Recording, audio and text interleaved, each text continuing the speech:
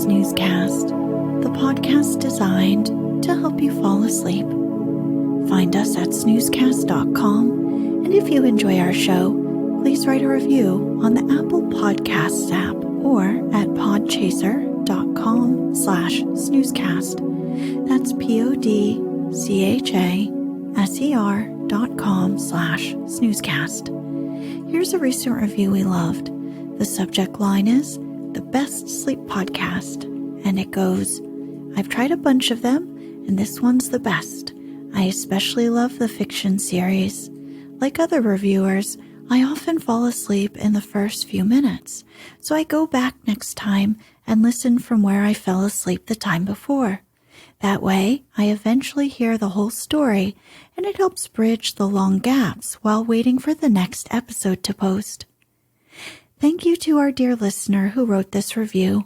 We're so glad you enjoy listening to our series. This episode is brought to you by the officers in Meryton. Tonight, we shall read the next part of Pride and Prejudice, written by Jane Austen. If you'd like to listen to this series in order, please go to snoozecast.com/series. In the last episode, alone at the parsonage, Elizabeth mulls over what Fitzwilliam has revealed to her, that Darcy saved a friend from an imprudent marriage. She assumes that the friend is Bingley, and the imprudent marriage is to her sister Jane. Suddenly, Darcy enters and abruptly declares his love for her. His marriage proposal focuses upon her social inferiority, and Elizabeth's initial politeness transforms into an angry accusation.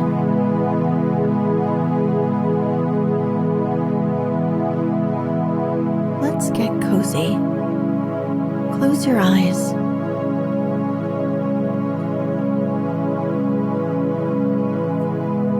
Relax your body into the softness of your bed.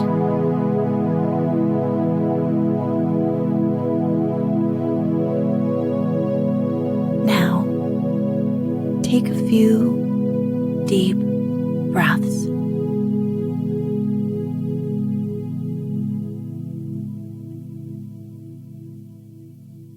As Elizabeth accused Mr. Darcy of ending the romance between Bingley and Jane, he changed color, but the emotion was short. She paused and saw with no slight indignation that he was listening with an air which proved him wholly unmoved by any feeling of remorse. He even looked at her with a smile of affected incredulity. "Can you deny that you have done it?" she repeated. With assumed tranquility, he then replied, "I have no wish of denying that I did everything in my power to separate my friend from your sister, or that I rejoice in my success. Towards him I have been kinder than towards myself." Elizabeth disdained the appearance of noticing this civil reflection, but its meaning did not escape her, nor was it likely to conciliate her. "But it is not merely this affair," she continued, "on which my dislike is founded. Long before it had taken place, my opinion of you was decided. Your character was unfolded in the recital which I received many months ago from Mr. Wickham. On this subject, what can you have to say? In what imaginary act of friendship can you here defend yourself? Or under what misrepresentation can you here impose upon others? You take an eager interest in that gentleman's concerns," said Darcy, in a less tranquil tone and with a heightened color. "Who that knows what his misfortunes have been can help feeling an interest in him? His misfortunes, repeated Darcy contemptuously. Yes, his misfortunes have been great indeed. And of your infliction, cried Elizabeth with energy. You have reduced him to his present state of poverty, comparative poverty. You have withheld the advantages which you must know to have been designed for him. You have deprived the best years of his life of that independence which was no less his due than his desert. You have done all this, and yet you can treat the mention of his misfortune with contempt and ridicule. As he walked with quick steps across the room, is your opinion of me? This is the estimation in which you hold me? I thank you for explaining it so fully. My faults, according to this calculation, are heavy indeed, but perhaps, added he, stopping in his walk and turning towards her, these offenses might have been overlooked had not your pride been hurt by my honest confession of the scruples that had long prevented my forming any serious design. These bitter accusations might have been suppressed had I, with greater policy, concealed my struggles and flattered you into the belief of my being impelled by unqualified, unalloyed inclination, by reason, by reflection, by everything. But disguise of every sort is my abhorrence, nor am I ashamed of the feelings I related. They were natural and just. Could you expect me to rejoice in the inferiority of your connections? To congratulate myself on the hope of relations whose condition in life is so decidedly beneath my own? Elizabeth felt herself growing more angry every moment. Yet she tried to the utmost to speak with composure when she said, "You are mistaken, Mr. Darcy, if you suppose that the mode of your declaration affected me in any other way than as it spared me the concern which I might have felt in refusing you, had you behaved in a more gentlemanlike manner."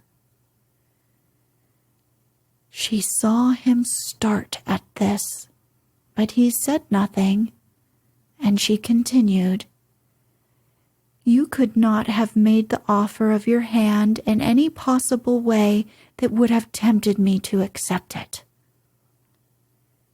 Again, his astonishment was obvious, and he looked at her with an expression of mingled incredulity and mortification.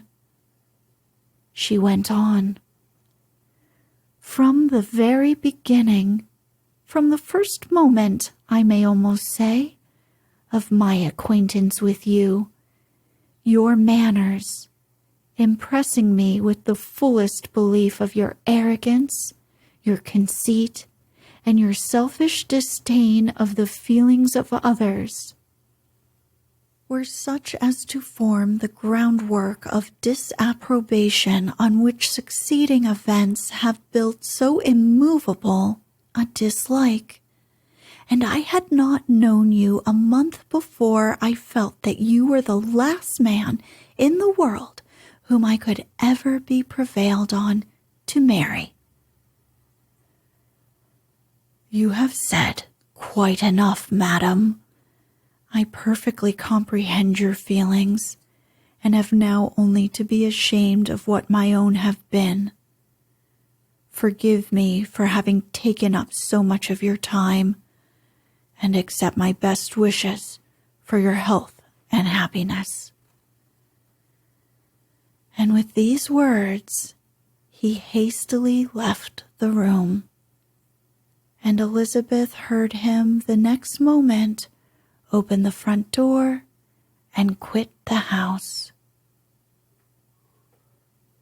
The tumult of her mind was now painfully great.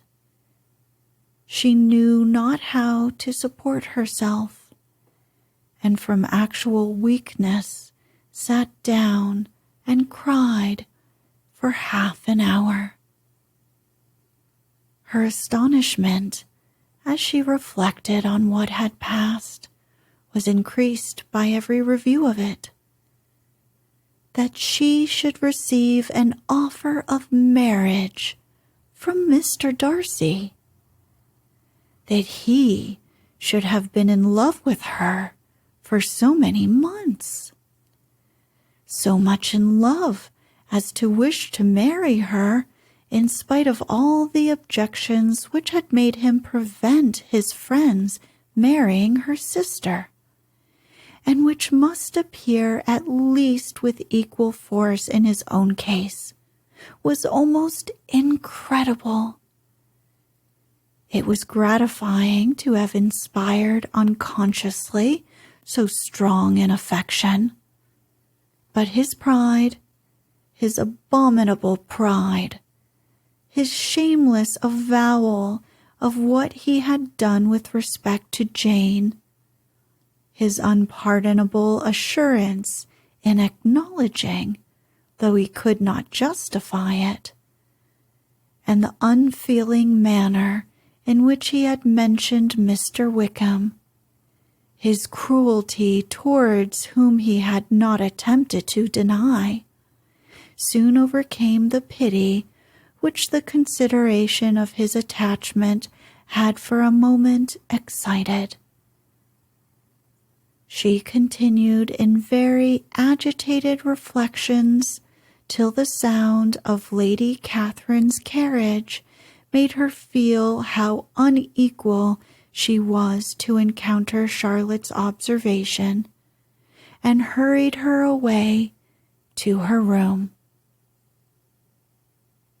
Chapter 35. Elizabeth awoke the next morning to the same thoughts and meditations which had at length closed her eyes.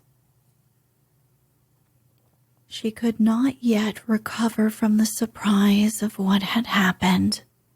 It was impossible to think of anything else, and, totally indisposed for employment, she resolved, soon after breakfast, to indulge herself in air and exercise.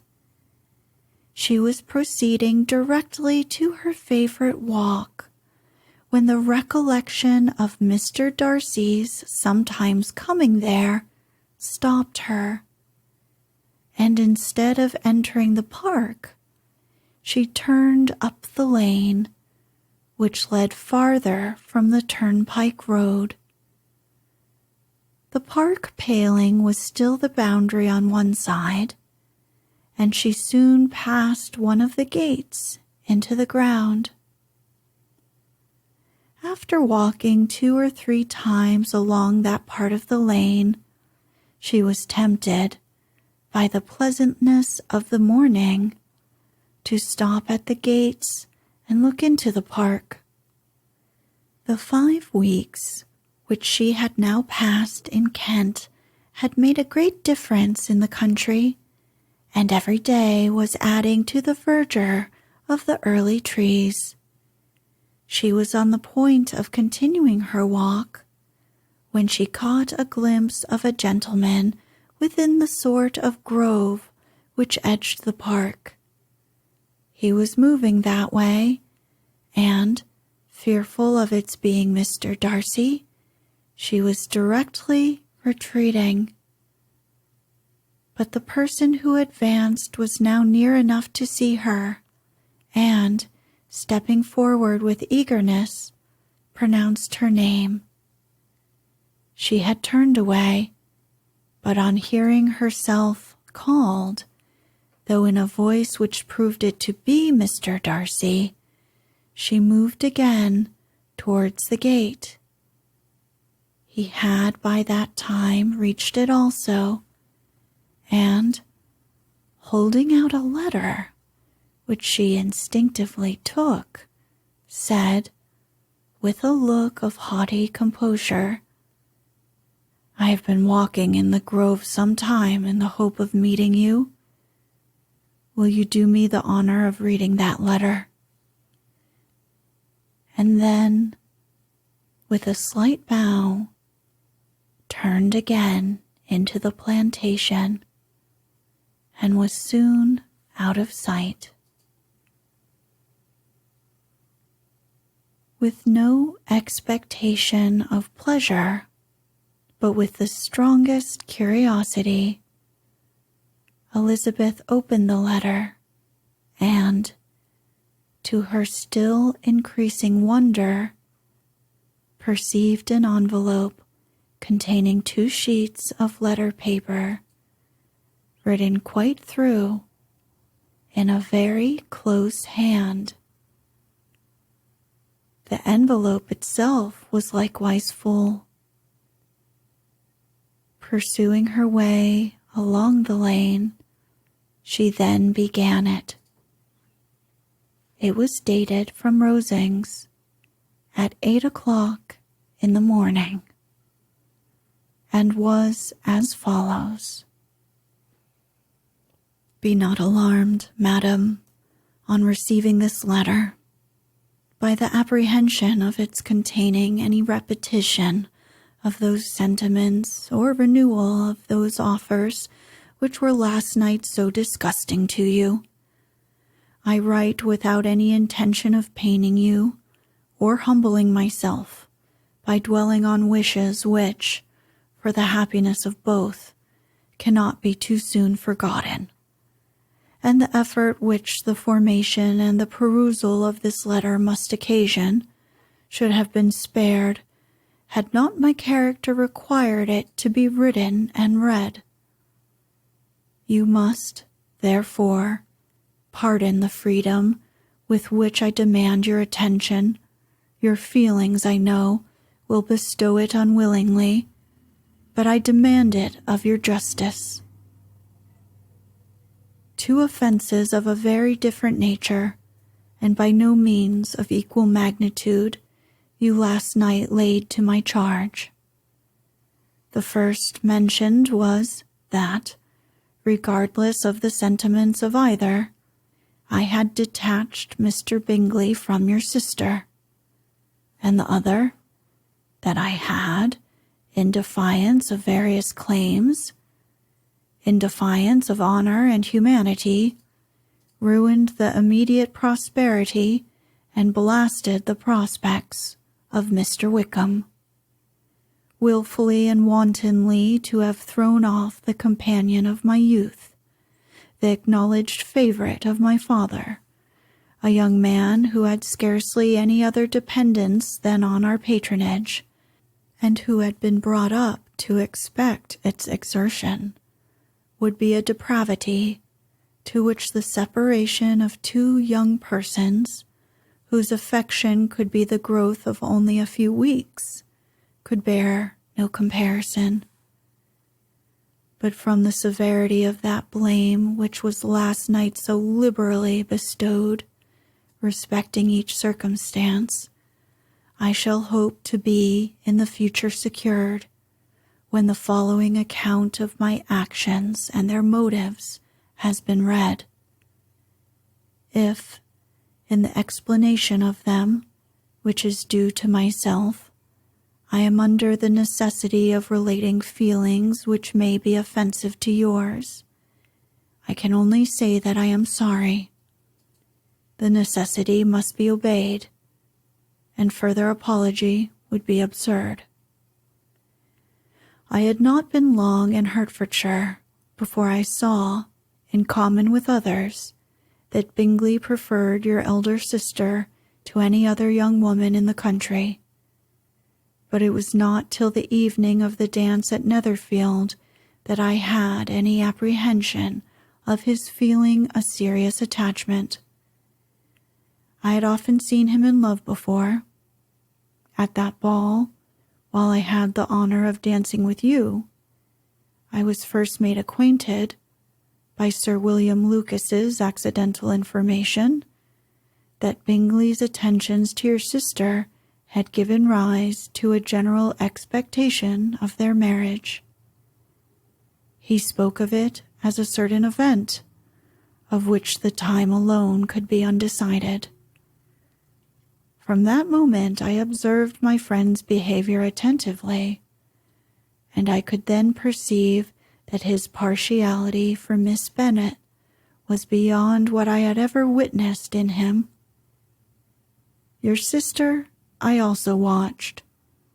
Her look and manners were open, cheerful, and engaging as ever, but without any symptom of peculiar regard, and I remained convinced, from the evening's scrutiny, that though she perceived his attentions with pleasure, she did not invite them by any participation of sentiment. If you have not been mistaken here, I must have been in error. Your superior knowledge of your sister must make the latter probable. If it be so, I have been misled by such error to inflict pain on her. Your resentment has not been unreasonable, but I shall not scruple to assert that the serenity of your sister's countenance and air was such as might have given the most acute observer a conviction that, however amiable her temper, her heart was not likely to be easily touched. That I was desirous of believing her indifferent is certain, but I will venture to say that my investigation and decisions are not usually influenced by my hopes or fears. I did not believe her to be indifferent because I wished it. I believed it on impartial conviction, as truly as I wished it in reason. My objections to the marriage were not merely those which I last night acknowledged to have required the utmost force of passion to put aside. In my own case, the want of connection could not be so great an evil to my friend as to me. But there were other causes of repugnance, causes which, though still existing, and existing to an equal degree in both instances, I had myself endeavored to forget, because they were not immediately before me. These causes must be stated, though briefly. The situation of your mother's family, though objectionable, was nothing in comparison to that total want of propriety so frequently, so almost uniformly betrayed by herself, by your 3 younger sisters, and occasionally even by your father. Pardon me, it pains me to offend you, but amidst your concern for the defects of your nearest relations, and your displeasure at this representation of them, let it give you consolation to consider that, to have conducted yourselves so as to avoid any share of the like censure, is praise no less generally bestowed on you and your elder sister than it is honorable to the sense and disposition of both. I will only say farther that from what passed that evening, my opinion of all parties was confirmed, and every inducement heightened which could have led me before to preserve my friend from what I esteemed a most unhappy connection.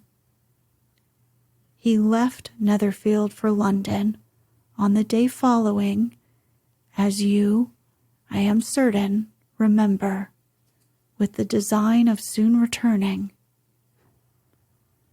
The part which I acted is now to be explained. His sister's uneasiness had been equally excited with my own. Our coincidence of feeling was soon discovered, and, Alike sensible that no time was to be lost in detaching their brother, we shortly resolved on joining him directly in London. We accordingly went, and there I readily engaged in the office of pointing out to my friend the certain evils of such a choice. I described and enforced them earnestly, but however this remonstrance might have staggered or delayed his determination, I do not suppose that it would ultimately have prevented the marriage, had it not been seconded by the assurance that I hesitated not in giving of your sister's indifference. He had before believed her to return his affection with sincere, if not with equal regard, but Bingley has great natural modesty, with a stronger dependence on my judgment than on his own. To convince him, therefore, that he had deceived himself was no very difficult point. To persuade him against returning into Hertfordshire when that conviction had been given was scarcely the work of a moment. I cannot blame myself for having done thus much. There is but one part of my conduct in the whole affair on which I do not reflect with satisfaction. It is that I condescended to adopt the measures of art so far as to conceal from him your sister's being in town. I knew it myself, as it was known to Miss Bingley, but her brother is even yet ignorant of it. That they might have met without ill consequence is perhaps probable, but his regard did not appear to me enough extinguished for him to see her without some danger. Perhaps this concealment, this disguise was beneath me. It is done, however, and it was done for the best. On this subject I have nothing more to say, no other apology to offer. If I have wounded your sister's feelings, it was unknowingly done, and though the motives which governed me may to you very naturally appear insufficient, I have not yet learnt to condemn them. With respect to that other, more weighty accusation of having injured Mr. Wickham, I can only refute it by laying before you the whole of his connection with my family. Of what he has particularly accused me, I am ignorant, but of the truth of what I shall relate, I can summon more than one witness of undoubted veracity. Mr. Wickham is the son of a very respectable man who had, for many years, the management of all the Pemberley estates, and whose conduct and good conduct in the discharge of his trust naturally inclined my father to be of service to him, and on George Wickham, who was his godson. His kindness was therefore liberally bestowed.